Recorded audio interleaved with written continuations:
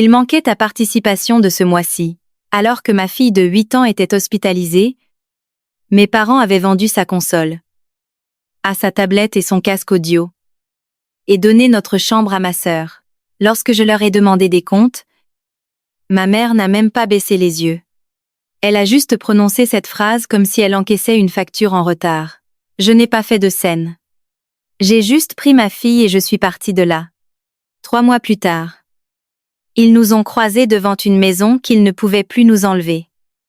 Et ils n'ont pas su quoi dire. On nous a autorisés à sortir de l'hôpital, un mardi après-midi. Je pouvais à peine tenir les ordonnances. Le bulletin de sortie et le sac de la pharmacie, sans que le tremblement de mes mains ne se voie trop. Chloé allait mieux. C'est ce que disaient les médecins. Que les analyses et le papier que je gardais plié dans mon sac. Mais elle ressemblait aussi à une enfant qui avait appris trop tôt que les adultes peuvent dire « tout va bien se passer », tout en vous plantant des aiguilles, des perfusions et des moniteurs. Elle s'est arrêtée devant les portes automatiques de l'hôpital Femme-Mère-Enfant de Lyon, son lapin en peluche sous un bras, l'autre main serrant la mienne. « On rentre à la maison ?» demanda-t-elle. « Oui.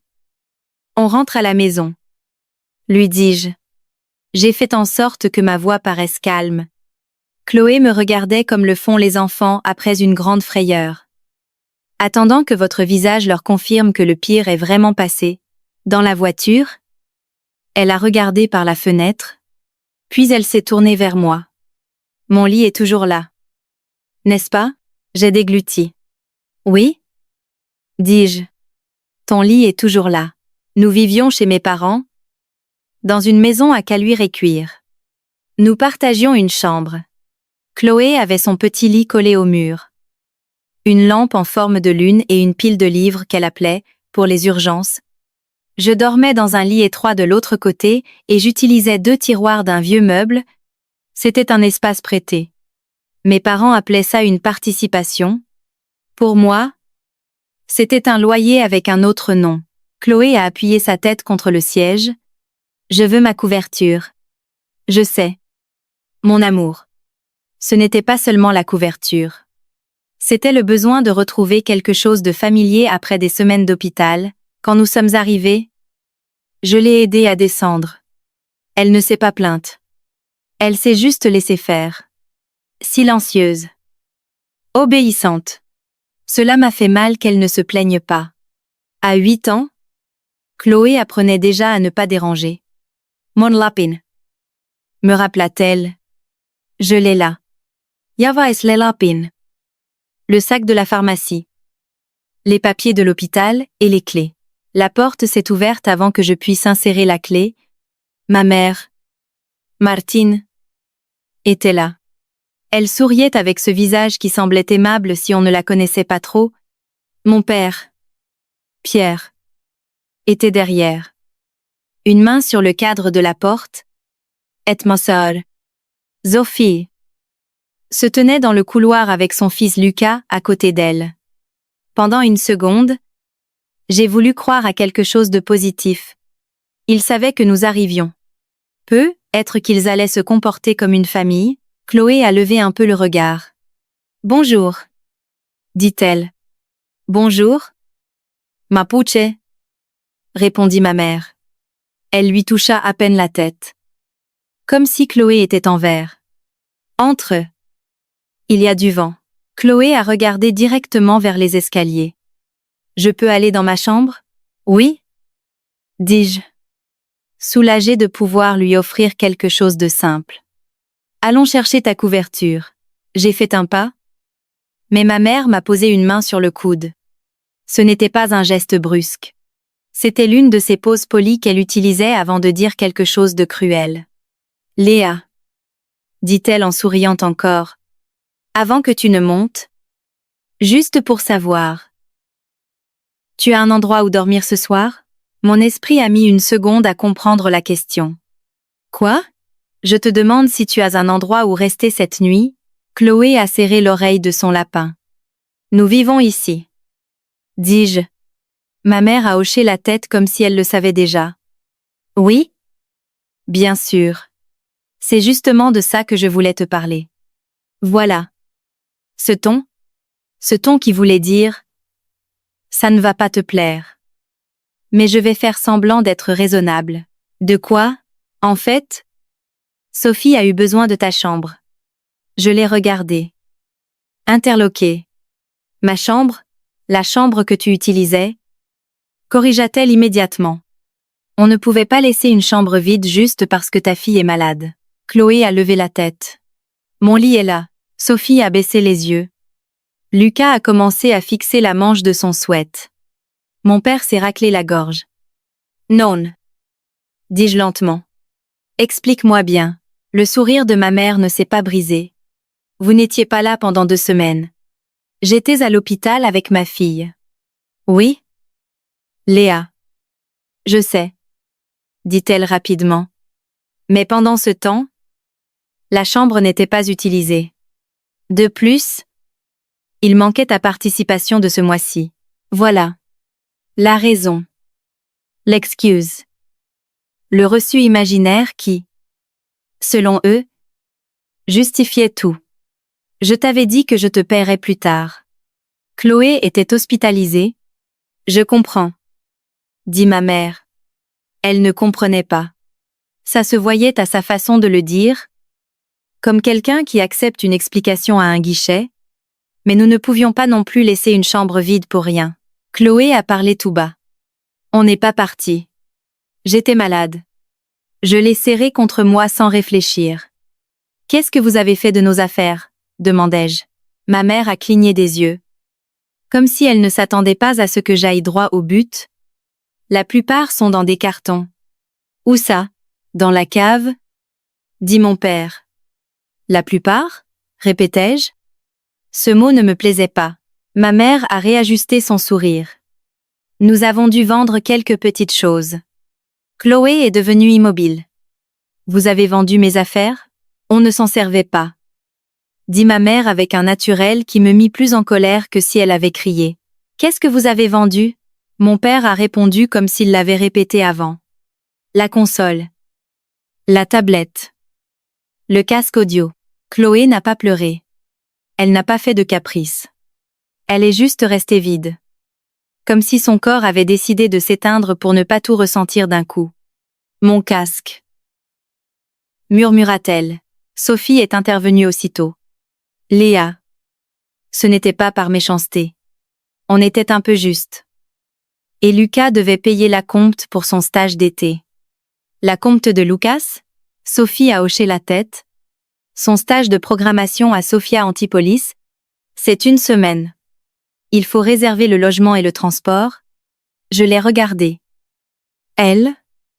Puis ma mère? Donc? Pendant que Chloé était à l'hôpital? Vous avez vendu ses affaires pour payer un stage à Lucas? Ma mère a durci la bouche. Ne le dis pas comme ça. C'est comme ça que ça s'est passé. Tu étais en retard sur ta participation? Insista-t-elle. Chloé a glissé sa main dans la mienne. Elle a serré si fort que ça m'a fait mal. Montrez-moi les cartons. Dis-je. Nous sommes allés à la cave. Ça sentait la poussière. Le béton froid. Les choses stockées sans soin. Il y avait des cartons empilés contre un mur. Certains portaient le nom de ma fille. Écrit au marqueur noir. Chloé, vêtements. Chloé, livre. Chloé, jouet. C'était l'écriture de ma mère. Chloé a touché l'un des cartons, avec 2 doigts.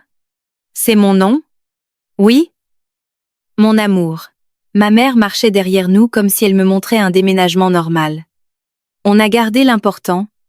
C'est, à dire, les vêtements. Les livres. Ce qui n'avait pas beaucoup de valeur à la revente. Mon père a crispé la mâchoire. Ma mère a réalisé ce qu'elle venait de dire et a changé d'expression. Sophie avait besoin d'aide. Je me suis retournée lentement. Sophie n'habite pas ici. Sophie a levé le menton. Les loyers à Lyon sont hors de prix. L'hôpital aussi. Dis-je. Ma mère s'est interposée entre nous. Comme toujours quand la situation devenait laide. Léa. Il n'y a aucune raison de se disputer. Pendant que Chloé et moi étions à l'hôpital, Vous avez mis Sophie dans notre chambre. Pas exactement, dit ma mère. Je me suis tue. On a mis Sophie dans ta chambre, expliqua-t-elle. Lucas est dans la chambre d'amis. La chambre d'amis? Répétai-je. Oui. Chloé a froncé les sourcils. On n'avait pas le droit d'utiliser cette chambre. Non. Nous n'avions pas le droit. J'ai laissé le silence peser. Donc? Vous avez donné ma chambre à Sophie. Vous avez donné la chambre d'amis à Lucas. Vous avez vendu la console, la tablette et le casque de ma fille. Et ce qui restait? Vous l'avez mis dans des cartons. Ma mère a respiré comme si nous comprenions enfin. Oui? C'est pour ça que je te demandais si tu avais où dormir ce soir. Si tu n'as rien. Vous pouvez rester quelques nuits. On vous met le canapé, lit dans le salon. Il n'y a pas de quoi en faire un drame. Quelques nuits. Le canapé lit. Comme si nous avions manqué une réservation. Pas notre foyer. Chloé m'a tiré doucement la main. Maman, murmura-t-elle. On va dormir où? J'ai regardé mes parents. J'ai regardé ma sœur. J'ai regardé les cartons avec le nom de ma fille écrit de la main de ma mère. J'ai hoché la tête une seule fois.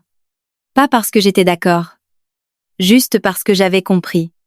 D'accord. Dis-je? Ma mère a souri. Soulagée. Tu vois, on est flexible. Je n'ai pas discuté. Je n'ai pas expliqué. J'ai pris le manteau de Chloé sur le porte-manteau et je le lui ai mis. Elle n'a rien demandé. Elle s'est juste laissé remonter la fermeture éclair jusqu'en haut. Mon père a froncé les sourcils. Léa. Où vas-tu? Dehors. Pour combien de temps? Demanda ma mère. Je me suis arrêtée. La main sur la poignée de la porte? Je ne sais pas. Et c'était vrai. Dehors. À l'air sec de l'après-midi était encore plus froid. Chloé est montée lentement dans la voiture. Comme si elle avait peur de faire quelque chose de mal. J'ai démarré le moteur. La rue était calme. Trop calme pour ce qui venait de se passer. Chloé a bouclé sa ceinture et m'a regardé. On ne reste pas. Hein? J'ai secoué la tête. Non. Elle a hoché la tête une fois. On peut juste rouler un peu? Oui? On peut rouler. Je me suis éloignée de la maison. Dans le rétroviseur. La façade était la même que toujours. La même grille. Les mêmes pots de fleurs. La même maison où j'avais appris que l'aide venait toujours avec des conditions. Je ne savais pas où nous allions. Je savais juste que je ne reviendrais pas. Sophie a 2 ans de plus que moi. Et dans ma famille.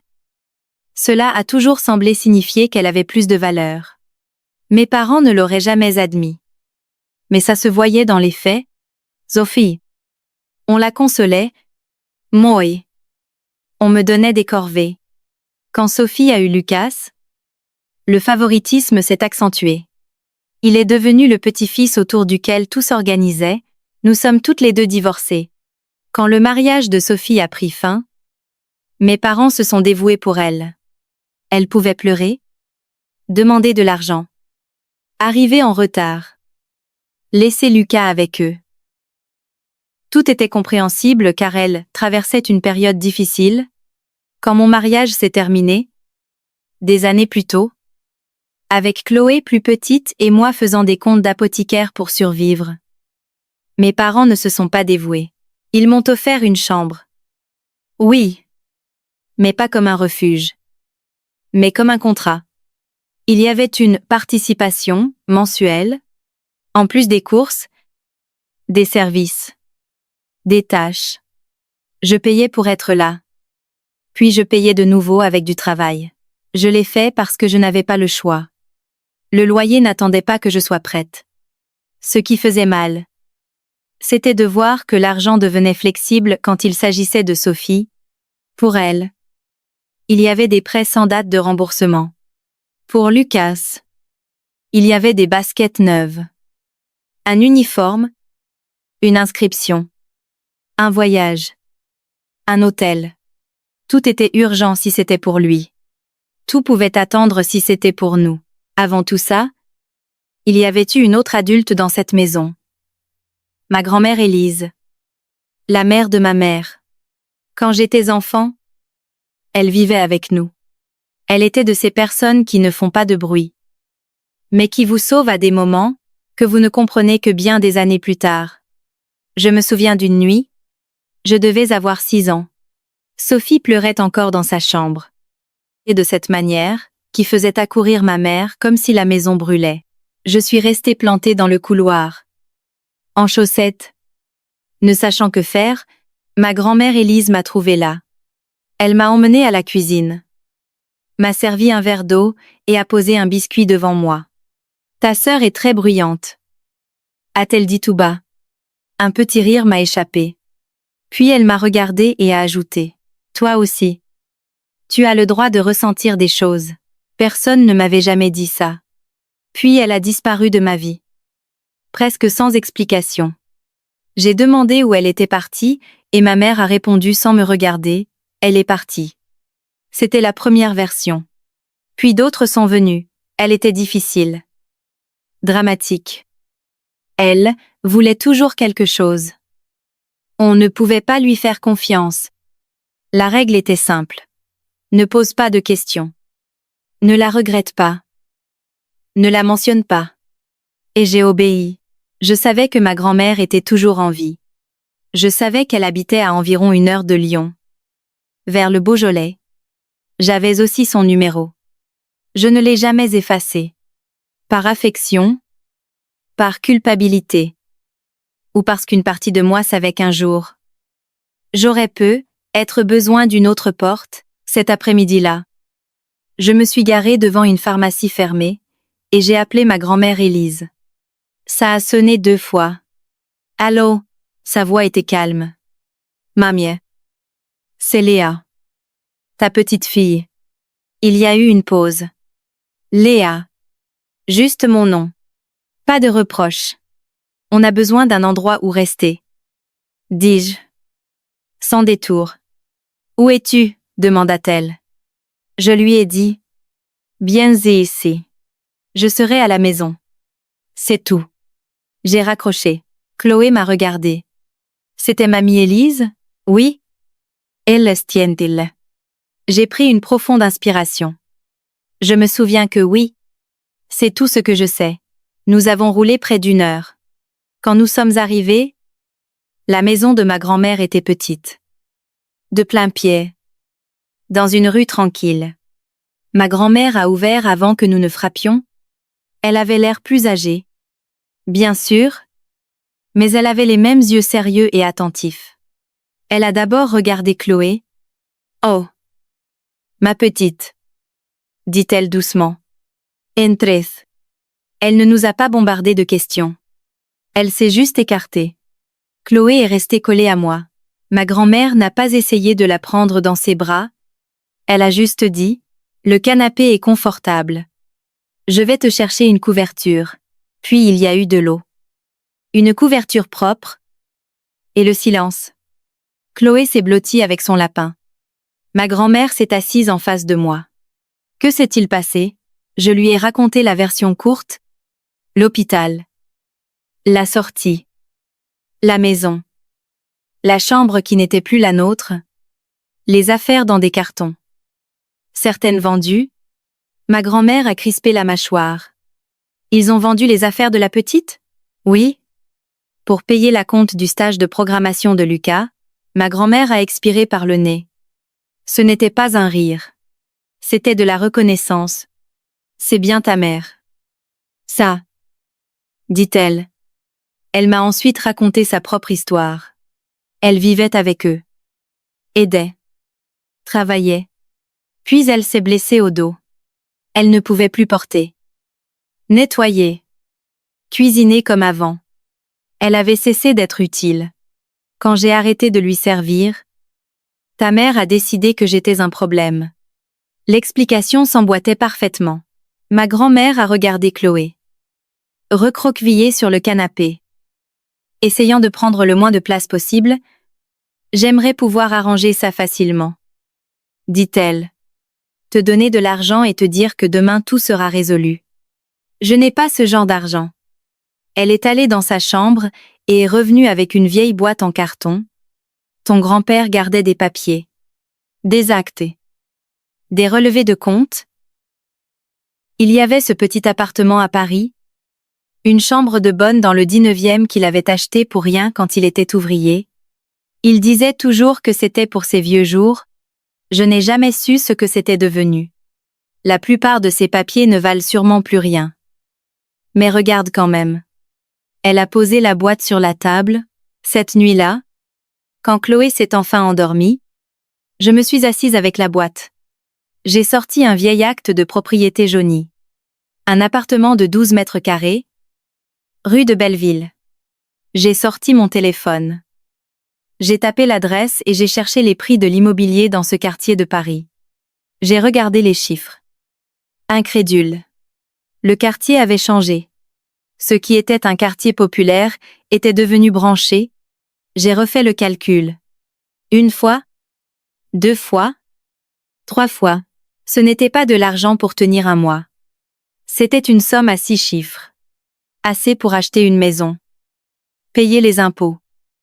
Investir une partie et respirer pour la première fois depuis des années, je suis allée frapper doucement à la porte de ma grand-mère. Elle a ouvert presque immédiatement. Qu'est-ce qui se passe? Je n'ai pas pu parler. Je lui ai juste montré l'écran de mon téléphone. Elle s'est penchée. A plissé les yeux. Puis s'est redressée lentement. Ah! Dit-elle. Elle n'avait pas l'air heureuse. Elle avait l'air abasourdie. Au début, nous ne le sentions même pas comme de l'argent. Nous le sentions comme la première vraie porte de sortie que nous ayons eue depuis des années. Il a fallu près de 3 mois d'appels. De rendez-vous chez le notaire. Des copies. De signatures. Nous avons mis l'appartement en vente. Après les impôts et les commissions, il restait assez pour acheter une maison dans le même secteur scolaire que Chloé et mettre le reste de côté. Nous n'avons pas acheté un château. C'était un petit pavillon propre. Solide. Avec un petit jardin et une cuisine où l'on pouvait mettre une vraie table. Pour moi, c'était immense. Car je pouvais fermer la porte, et personne ne pouvait me dire que je prenais trop de place. Chloé a choisi sa chambre avec soin. Comme si elle avait peur que quelqu'un change d'avis, si elle montrait trop d'enthousiasme. Finalement, elle a posé son lapin sur un lit, et m'a regardé. Celle-ci. Son sourire était vrai. Alors, c'est ta chambre. Lui ai-je dit. Ma grand-mère a emménagé avec nous sans cérémonie. Elle a pris la chambre du rez-de-chaussée pour son dos. Pendant ces 3 mois, le contact avec mes parents a été presque inexistant. Je ne suis retournée qu'une seule fois pour les cartons de la cave. Mon père les a sortis sans trop me regarder. Ma mère a supervisé comme si elle me rendait service. Sophie n'est pas sortie. Pas d'excuses. Pas de questions sur Chloé. Un après-midi. J'étais sur le pas de la porte. Regardant Chloé dessiner à la craie sur le sol. Quand j'ai vu mes parents marcher sur le trottoir, ils nous ont vus. Ma mère s'est arrêtée. Léa, dit-elle, hésitante. Qu'est-ce que tu fais ici? Bonjour. Mon père a froncé les sourcils. Tu es en visite? Non. Ma mère a de nouveau regardé la façade. Tu loues? J'ai secoué la tête. Il y a eu un silence. Chloé a levé la tête. Que les mains pleines de craie. C'est notre maison. A-t-elle dit? Comme si elle annonçait que le ciel était bleu. Le visage de ma mère s'est tendu. Votre maison? Mon père s'est tourné complètement vers moi. Tu vis ici? Oui. Je les ai vus faire le calcul dans leur tête. Ma mère a lâché un petit rire faux. Et comment? Je n'ai pas répondu. Chloé m'a tiré la blouse. Je peux rentrer? J'ai les mains sales. Oui. Va te laver les mains. Elle a couru à l'intérieur. Ma mère l'a suivie du regard. Puis est revenue à moi. Léa. Qu'est-ce qui se passe? Alors? Ma grand-mère Élise est apparue sur le seuil. Derrière moi. Elle n'a rien dit. Elle est juste restée là. Ma mère s'est figée. Ah! Mon père a serré la mâchoire.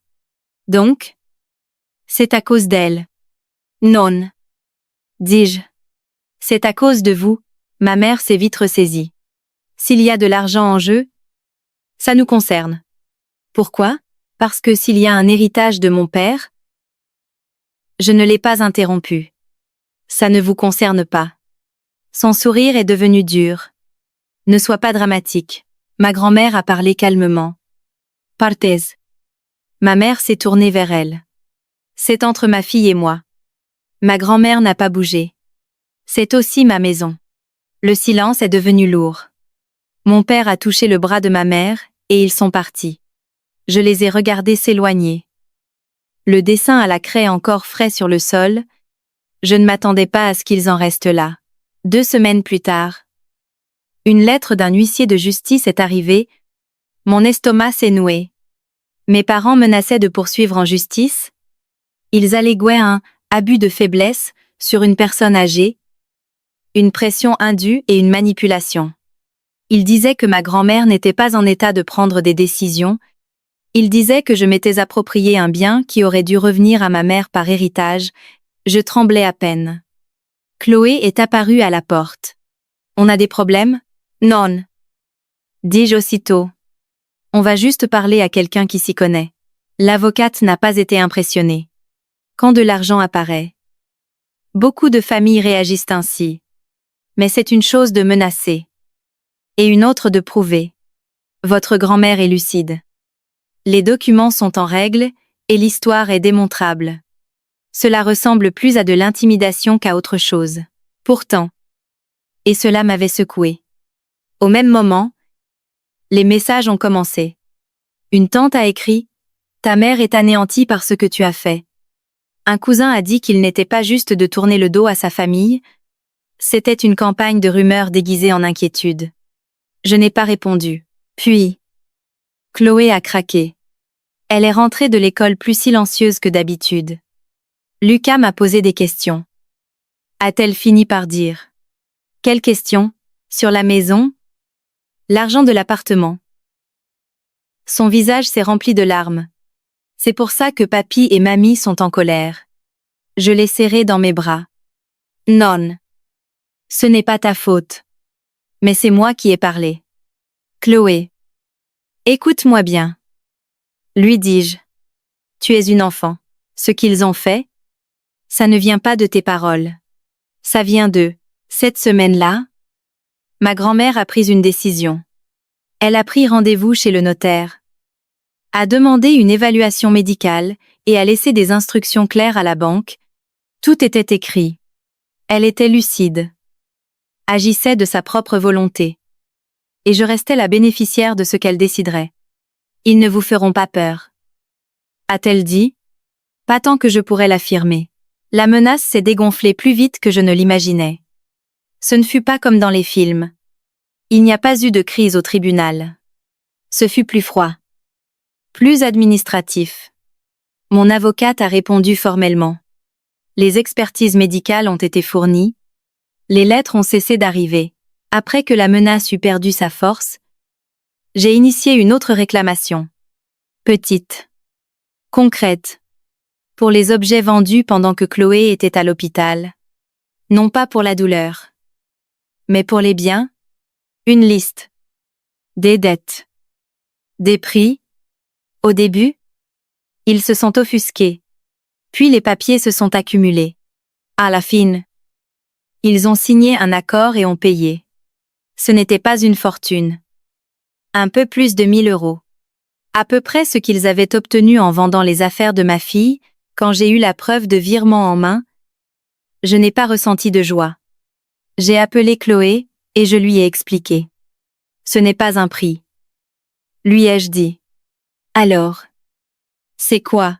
C'est le papier où ils admettent qu'ils n'avaient pas le droit de vendre ce qui était à toi. Chloé a réfléchi. Alors? Ils ne peuvent plus le refaire? Non. Dis-je. Ils ne peuvent plus.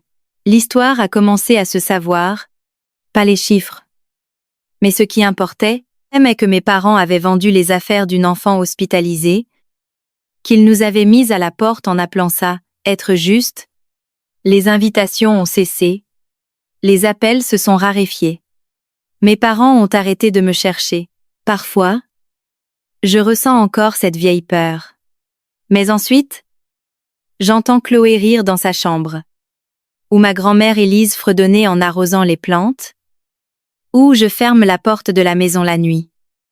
Et je me rends compte que personne ne peut plus nous demander de partir. Cette fois, ils n'ont pas pu nous chasser. Et pour moi, c'était bien assez.